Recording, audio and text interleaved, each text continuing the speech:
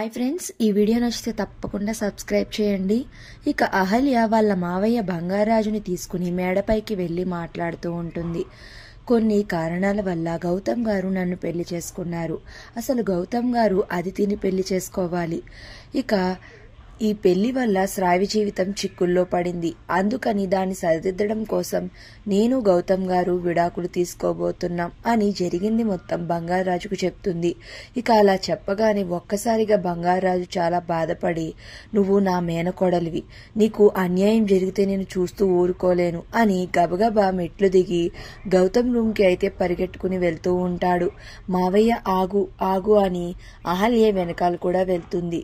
ఇక గౌతమ్ రూమ్ కూర్చుని ఉంటాడు. ఇక అప్పుడే బంగారాజు కోపంగా వెళ్లి గౌతమ్ ముందు నుంచుంటాడు. నుంచుని ఇక బాధగా, బాబు, తను నా మేనకోడలు, తనకి అన్యాయం జరిగితే నేను చూస్తూ ఉండలేను.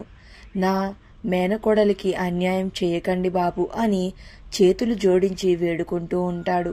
ఇక అప్పుడే అహల్య కూడా వచ్చి పక్కనే నుంచుని ఉంటుంది. ఇక అప్పుడు గౌతమ్ అంటూ ఉంటాడు, అహల్య నా భార్య, ఈ జీవితం నాకు భార్య అంటూ ఉందంటే అది అహల్య మాత్రమే. నేను అహల్యని తప్ప ఇంకెవరిని పెళ్లి చేసుకోను.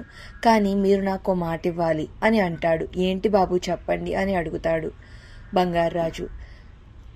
అహల్య ఎవరు, తను ఎక్కడి నుంచి వచ్చింది, తన బ్యాక్గ్రౌండ్ ఏంటి అనేది నేను మా ఇంట్లో ఎవ్వరికీ చెప్పలేదు. అప్పుడే చెప్పాలి అని కూడా నేను అనుకోవడం లేదు. ఈ విషయాన్ని నేను చెప్పేంత వరకు మీరు ఎవ్వరికీ చెప్పకూడదు. అలా చెప్పనని నాకు మాట ఇవ్వండి అని బంగారాజుని అడుగుతాడు గౌతమ్. ఇక బంగారాజు గౌతమ్కి మాట ఇస్తాడు. ఇక ఇదంతా వినేసి అదితి ఒక్కసారిగా ఈ మాటలు విని షాక్ అయి అలా చూస్తూ ఉండిపోతుంది. మరి నెక్స్ట్ ఏం జరిగిందో తెలియాలి అంటే ప్లీజ్ సబ్స్క్రైబ్.